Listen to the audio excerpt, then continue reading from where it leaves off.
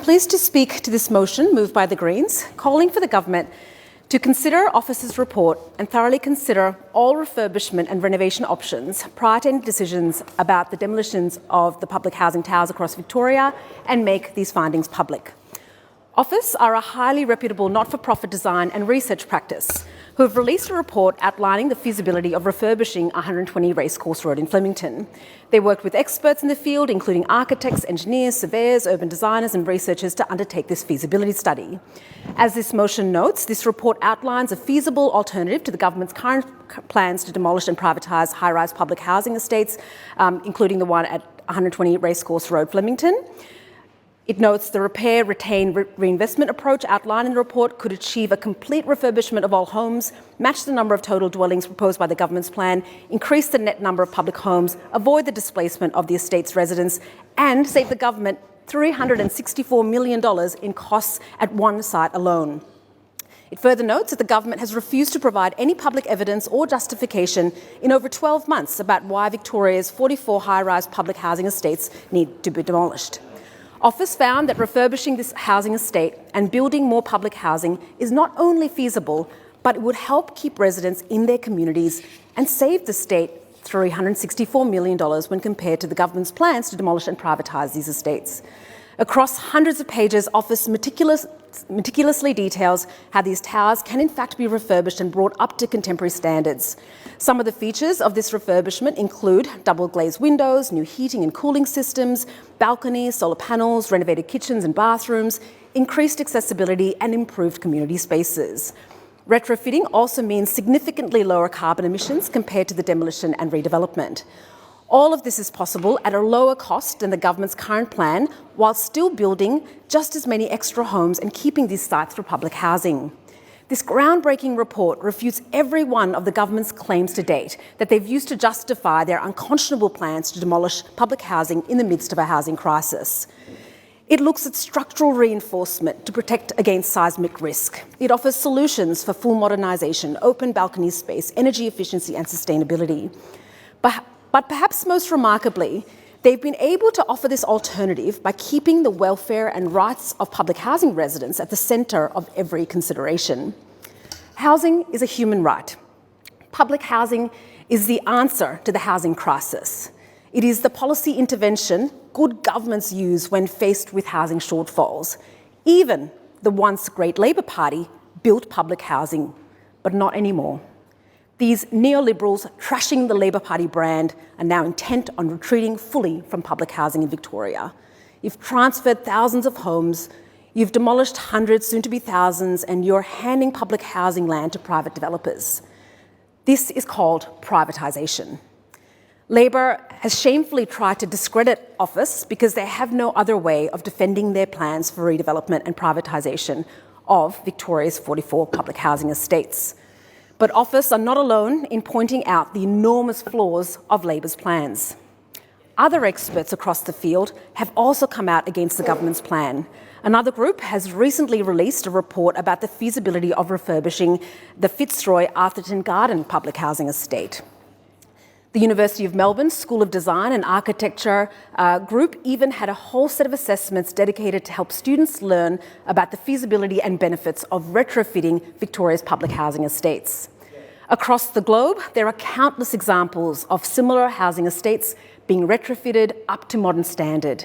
These projects are often lauded for their financial and environmental efficiency, while at the same time allowing residents to stay connected to their communities.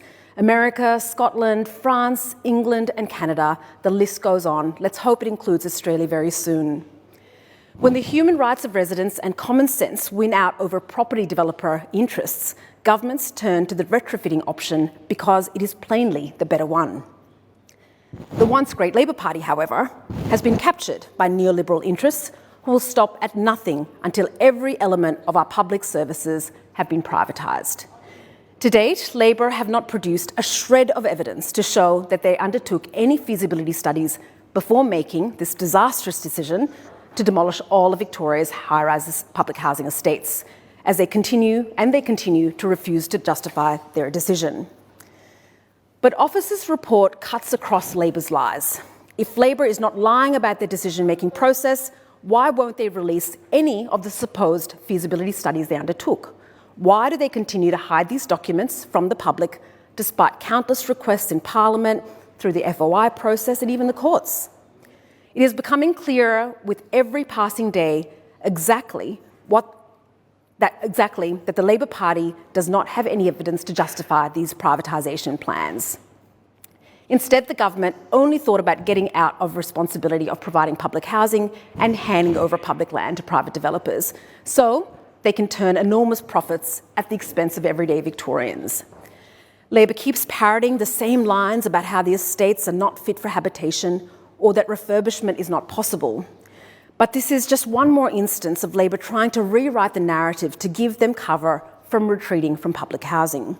The truth is, Labor has been running these towers into the ground for years and emptying them slowly, so apparently seeming so that they can sell them off to developers. According to the Productivity Commission, Victorian Labor spent the least per capita of any state in the country on the maintenance of public housing, and we have the highest vacancy rate of public housing in the nation too.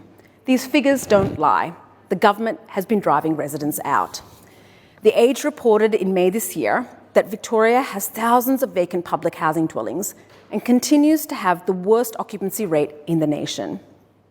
The proportion of public housing dwellings occupied across the state as of June 30th, 2023, according to the Age, was 93.7%, according to the Commonwealth's media report on government services. The Council to Homeless Persons stated in January this year, the Productivity Commission's report on government services, released today, reveals public and community housing residents make up just 2.8% of Victoria's households. This is the lowest percentage in Australia, which has a national average of 4.1%. And as this Labor government attempts to erase public housing and public housing residents from our state, in fact, they've started to recently refer to public housing residents as renters in their official departmental communication. It's a naked attempt to diminish the status of residents and to assert their power as the landlord. And might I add, the Victorian Labor government is in the running for being the worst landlord in Victoria. We see what Labor is doing. They're trying to dehumanise residents so they are easier to evict and so that they can erase public housing from our language and our policy solutions altogether. This is the language of capitalism. The language of profit-making has seeped into the way the government talks about the people they serve. But what starts with objectifying and commodifying language ends with objectified and commodified treatment.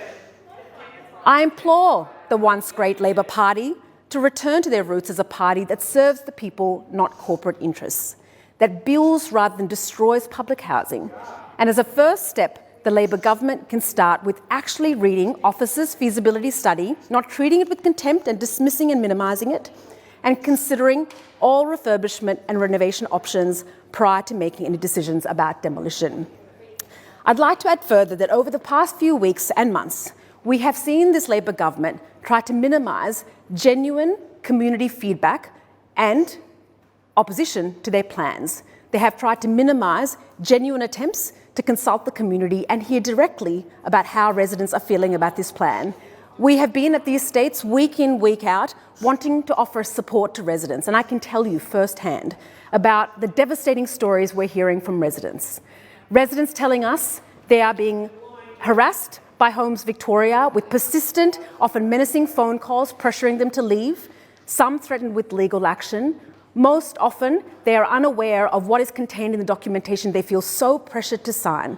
Not enough interpreters, if any at times, being offered so that residents can adequately understand the documentation in front of them. Just yesterday, I raised in this chamber that at Richmond, residents are reporting that they're being only shown one page of the documentation, feeling pressured to sign and not given access and proper time to consider the rest of the documentation considered in the contract. We've heard from residents who are telling us Homes Victoria are giving them only one option of community housing with rent that they cannot afford. And they're being told that Homes Victoria is not giving them any other alternatives. What are these public housing residents supposed to do? Do they accept a house that they cannot afford the rent for, or do they go homeless? Because that's what Homes Victoria and Labor are currently offering public housing residents. Even the former housing minister in the Labor Party a number of years ago recognised the immorality of putting residents in that position. And then Housing Minister Wynne, after considerable community pressure and outcry from residents, made a commitment that no public housing resident could be worse off and be forced to pay rents higher than what they're paying, especially if they couldn't afford it. He guaranteed public housing conditions, and I implore, at the very least, this housing minister to do the same. To not do the same is to consign thousands of public housing residents to community housing with rents they cannot afford or face homelessness. Residents are telling us they're being told if they don't accept the measly offerings offered by Homes Victoria, they will be given no other housing options and they will be taken off the public housing register. That is how Labor is treating public housing residents in this state right now, with absolute contempt. And that contempt is then brought into the chamber when the minister and others on the backbench have the gall to say that genuine consultation is somehow misinformation. Well, name the misinformation. What we are doing is much more than Labor has done in the last 12 months since announcing this disastrous plan and imposing it on residents. We are actually furnishing residents with information about their rights, about what they can ask for. The information we provide to residents is that they can ask for an interpreter if they cannot understand the documents in front of them. If that's misinformation, this Labor government does not deserve to govern. But that's what's happening right now. And if you want to look at the privatisation of this Labor government, look no further than what they plan for public housing in this state. You cannot claim to be a government that is thinking about the affordability and the future of housing in Victoria for all Victorians when you're about to, in the face of the worst housing crisis we have experienced in decades, with over 120,000 people on the state's housing list, with 30,000 people experiencing homelessness on any given night. In the face of that crisis, you cannot announce a plan that demolishes the homes of 10,000 people with a plan to gift 2/3 of that land to private developers. And we know this is going to happen because they've done it before. They created this template about 10 years ago with the so-called Public Housing Renewal Program, which then morphed into the ground lease model. And I know we've heard Labor MPs decry that there's no privatisation. But if you take a public housing estate that is fully publicly owned, you demolish the homes, you replace some community housing on about 1/3 of the estate, and the rest of the land is given to private developers for private housing, that is called privatisation. And if you look at what former Premier Andrews announced last year, he announced that exact template, which they've already tried at the low-rise estates.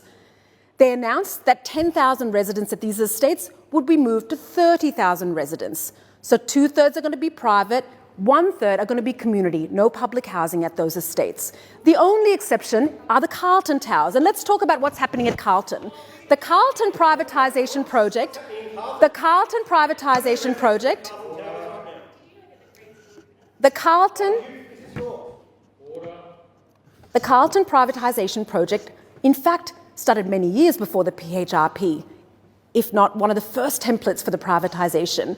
And when Labor got away with that, they thought, what else can we get away with across this state?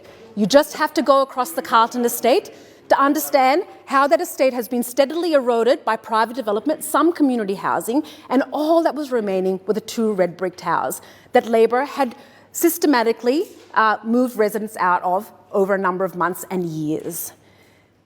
It was inevitable that those towers were being earmarked for demolition and the land further privatised. Until, you're right, I just heard a call from Labor that the Greens helping to negotiate extra billions of dollars for public housing across this country, and I credit my federal colleagues, Max Chandler-Mader and Adam Band. Dr Ratnam, point of order, Mr. Singh. The outgoing member has indicated something that was fundamentally not true. The Greens cannot take credit for this, is what we were saying. So again, I would suggest that I would suggest that confected delight in this is misplaced. Not a yes, point save of it for your order. contribution. Dr Ratnam, to continue. It was inevitable that the full privatisation was about to be complete at Carlton. I have watched that estate being steadily eroded over many, many years and watched aghast as all the community amenity was taken away from those residents, and the residents were taken away from that estate. The Prime Minister and the former Premier stood upon those towers on the day before making the announcement about the rest of the towers across Victoria and announced the red brick towers would come down and would be replaced by buildings funded by this new funding that had been boosted by the Greens negotiations. And after significant pressure over weeks, when the community said that rebuild must be public housing, we managed to eke out of the government a response to an article in the media. They didn't even have the gall to come and announce it or make any separate press release.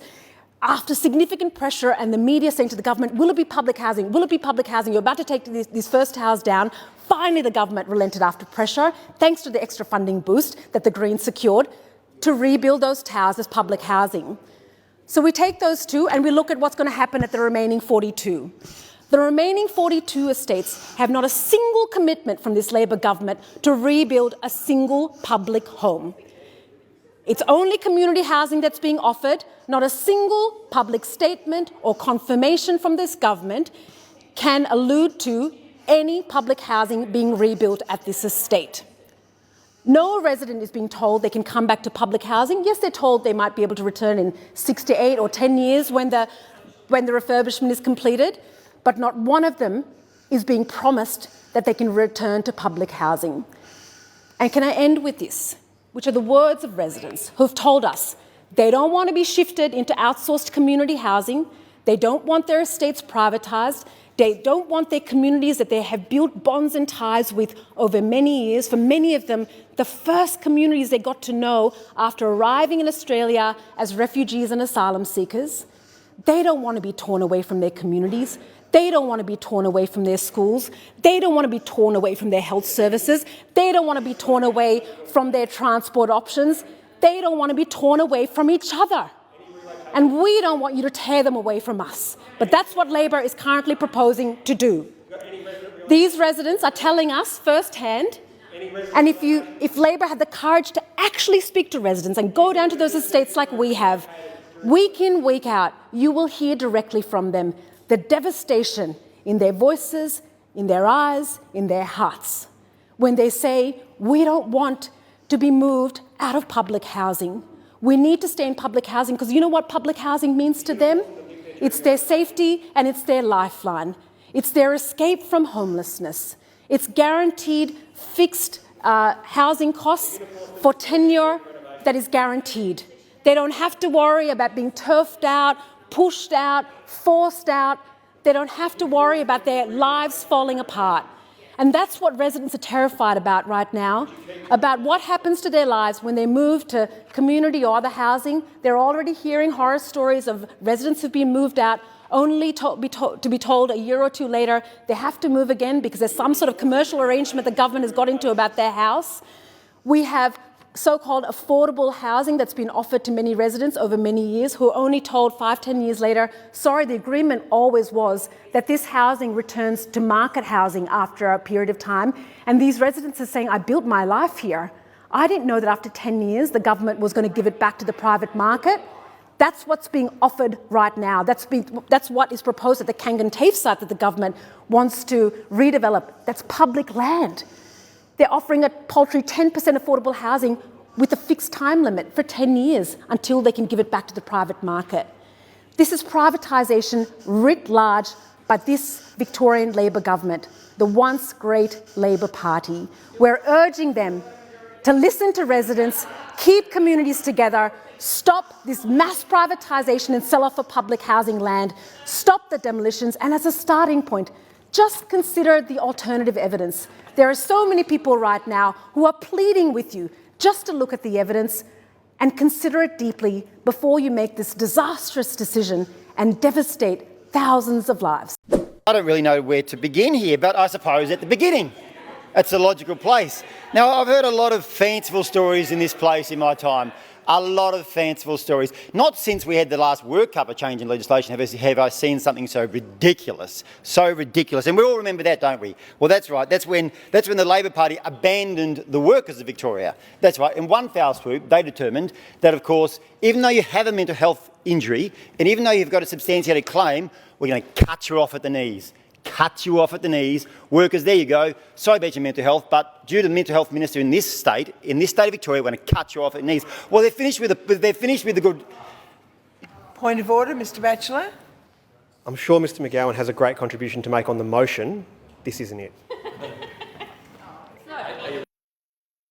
No point of order, but keep to the script, Mr McGowan. That's fine, Mr McArthur. I accept the point of order because I think he has foreshadowed a great contribution. That's what I intend to give.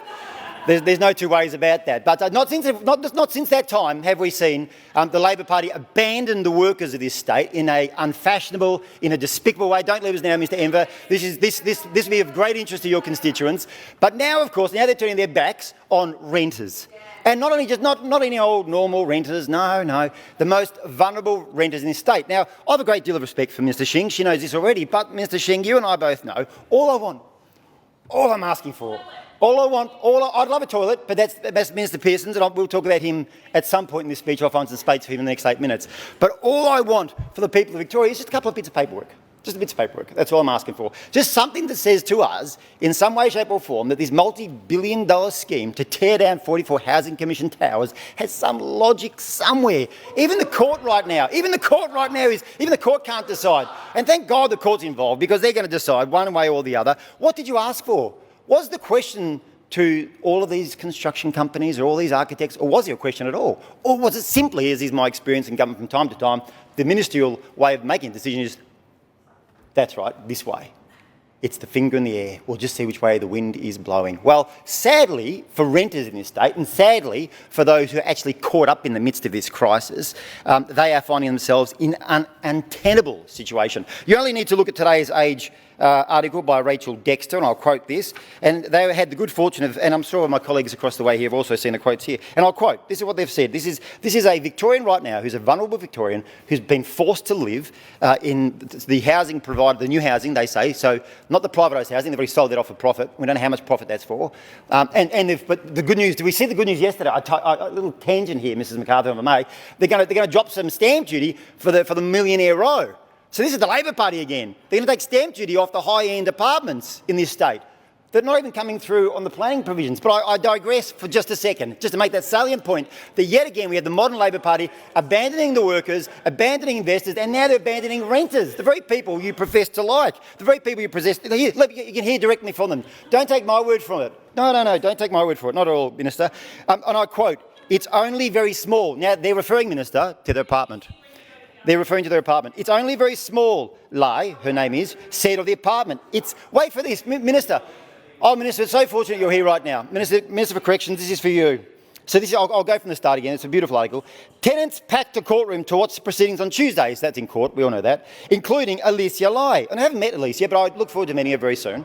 And she says, and she's turned down an offer to move from her 2-bedroom flat in a tower for 1 bedroom. So she's been cut in half.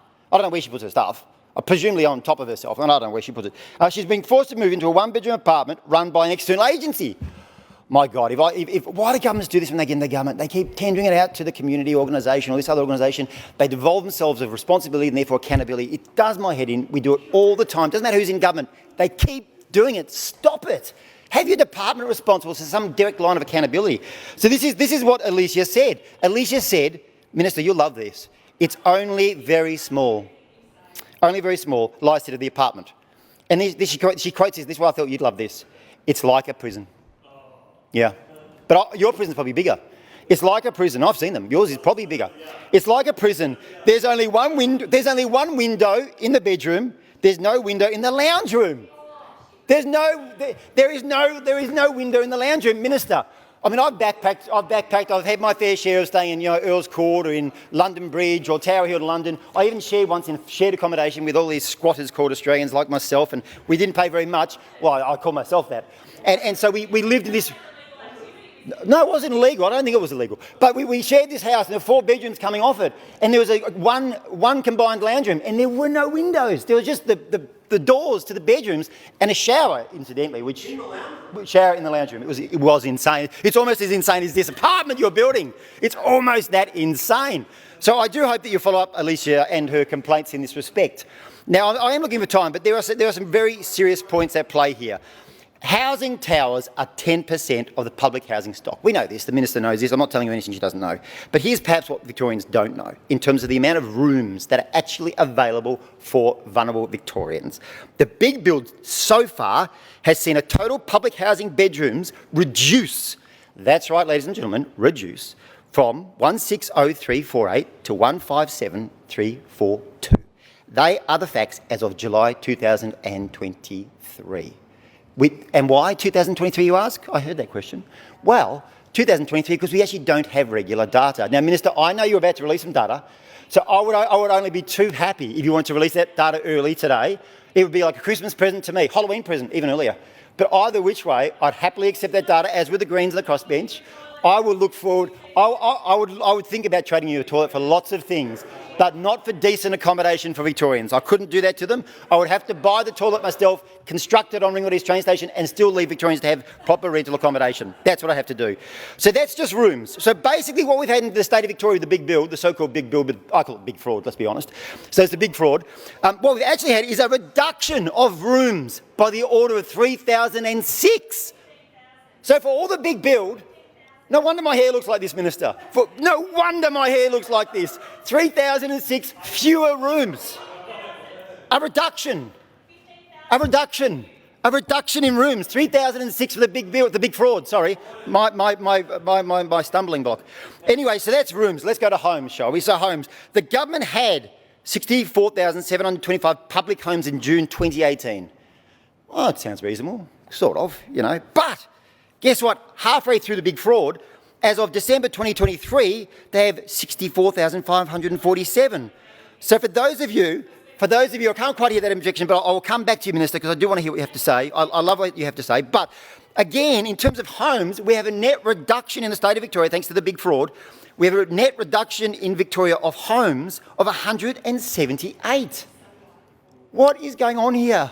Minister, you've built more prison cells than we've built homes in the state of Victoria. And you can take pride in that, in some respects. The sad thing is you're now actually diverting them. The sad thing is you're actually closing the courts to actually put people in them. I mean, at this rate, they'd be more comfortable in some of your prisons than they would in what we're providing over on the other hand. I mean, it is mind-boggling what is going on. Mind-boggling. I think that it's well within the rights of every Victorians to understand that if we're going to have this multi-billion-dollar spend, we just want a little bit of evidence that we're actually putting the money in the right place at the right time. I know, Minister, I know it sounds like too much to ask. I know it will require some bureaucrats to shuffle through their paperwork and find a report somewhere. My great concern is this, and we'll soon find out from the court hearing, but my great concern is what's actually happened here is there's been a unilateral decision. Someone had a brainwave, and this happens sometimes in the Premier's office. I've seen some Premier's offices over the years. Some little darling has a brainwave, and they suddenly think, oh no, let's do this. We're going to have the biggest build ever. Now, let's not forget, this was just before the last Premier left. We had the biggest, most exciting build of all time, and we just did that again last week. So I actually can't keep up anymore. There's so many big builds, just the problem is it's a big fraud. There's nothing going on. Even last week, there's not a single cent attached to anything. No Victorian can actually have any confidence that they'll find themselves in a public housing house sooner rather than later. It will be later. And we know it won't be in the rooms because there are, as I said, 3,006 fewer rooms in the state of Victoria with the big fraud. There are also fewer homes. There's 178 fewer homes. Now, the Greens will cover this adroitly later on, but the truth is what they're actually also doing is this part privatisation of the system. So we'll give a bit here and give a bit there and we'll sell the rest off. Well, in Heidelberg, as my colleague Mr Puhalli knows, that in Heidelberg we've sort of vast tracts of land and we've been left with nothing to show for it. Nothing to show for it. Not a single home. It's been sitting there for years, absolutely unused.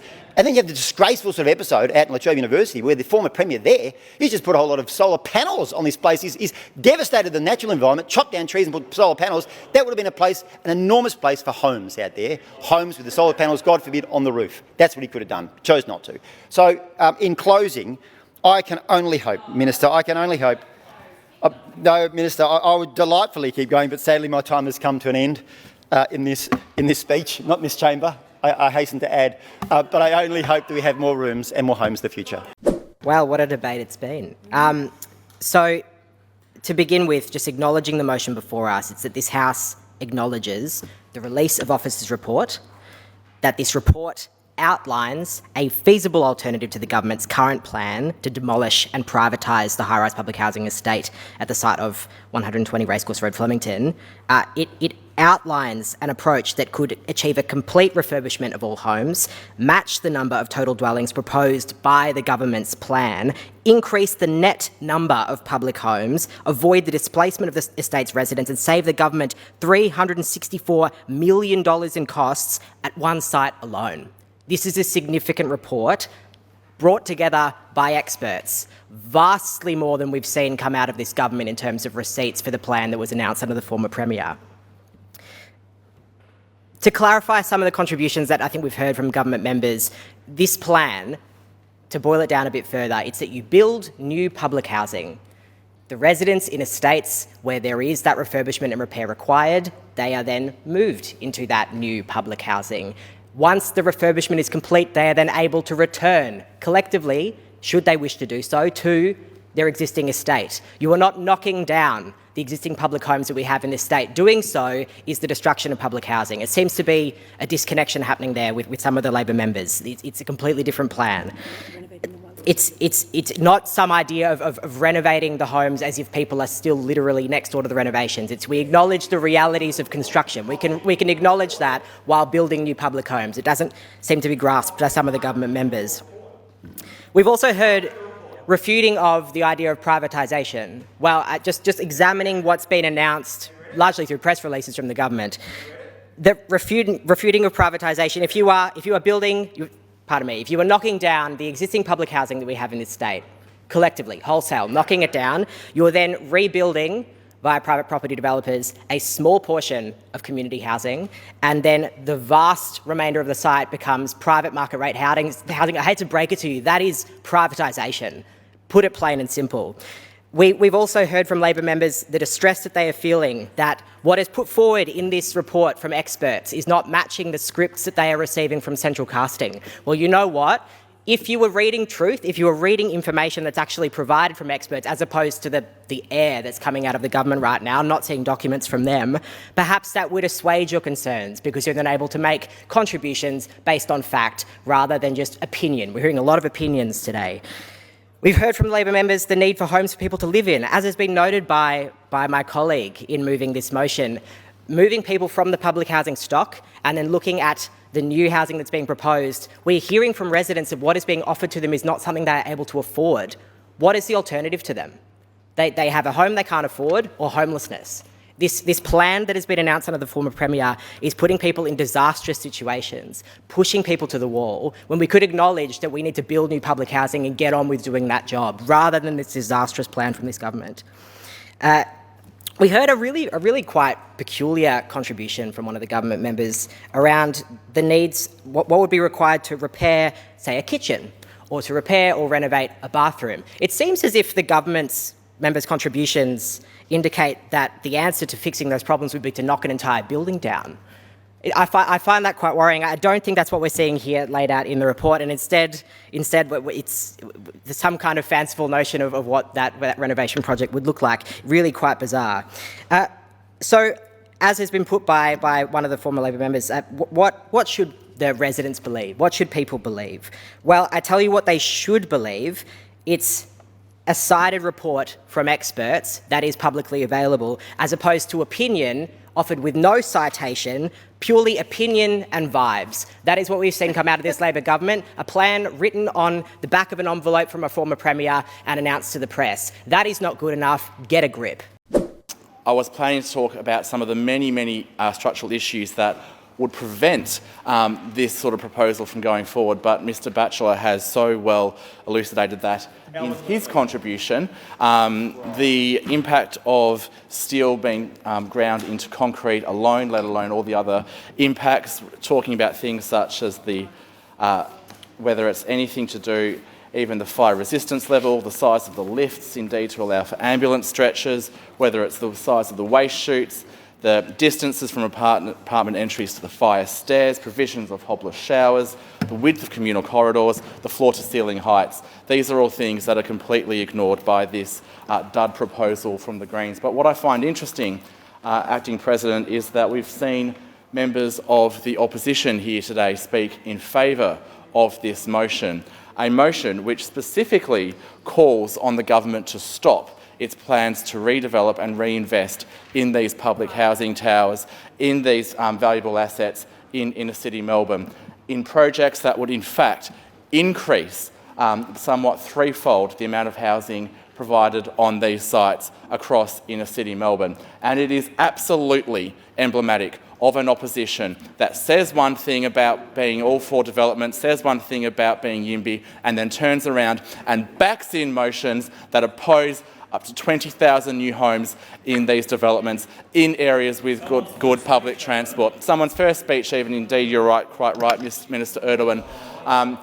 The Liberals cannot hide from the fact that by supporting this motion, they are all tying themselves with the creepy antics of the member for Brighton peering through glass windows in hotels, opposing sensible infill development in activity centres, and they're opposing sensible redevelopment that will provide habitable, livable housing, not just for those that can afford to purchase or rent, but for those in social housing as well. And only the Labor Party, it seems, is actually standing up for those people in social housing in order to have those same rights of livability and habitability that every other Victorian rightly expects and deserves to have. Only the Labor Party is standing here in support of more housing, whether it be in this motion in the inner city of Melbourne, whether it be in the outer suburbs of Melbourne or regional Victoria, providing those options, whether you are purchasing, renting, in social housing, whatever situation that you're in. This is a government that believes all Victorians,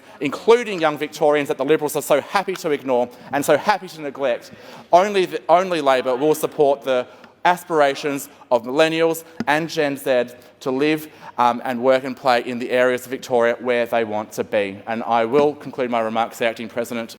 Thank you everyone who's made a contribution this afternoon to this really critical debate. What we've heard this afternoon in summary is the government once again go on the attack because they've got nothing else, not a shred of alternative evidence has been presented once again, and we have come to expect this because in 12 months we have still seen not a shred of evidence provided by Labor to justify their plans to demolish and privatise public housing across the state. We've heard Labor members talk about maintenance and talk about the state of the current public housing towers. But let's remind everyone about what's happened under Labor's watch. The Productivity Commission has found that Labor spent the least per capita of any state in the country on the maintenance of public housing. We are at the bottom of the ladder. You want to know why there are complaints about public housing? Because Labor let that happen. They have just scrapped funding to upgrade the sewer stacks at every Victorian public housing tower right now. So do you want to cite the sewer stacks that stopped working at Carlton? Well, Labor did that. This is Thatcherism. You keep the funding low, you let the public services run to the ground, and you say, sorry, it's too hard to fix. On your watch, Labor has been in power for nearly a decade. You have run public housing into the ground. You had the chance to fix it. If you cared about modern homes, you would have spent the funding to keep these homes livable. It's still possible. It's still possible, and we are urging this government to take the lives and homes of public housing residents seriously. And remarkably, what we have heard in this debate, and perhaps what we haven't heard in this debate, is not one single government member refer to a conversation they've had with a public housing resident that is directly impacted by the imminent demolitions.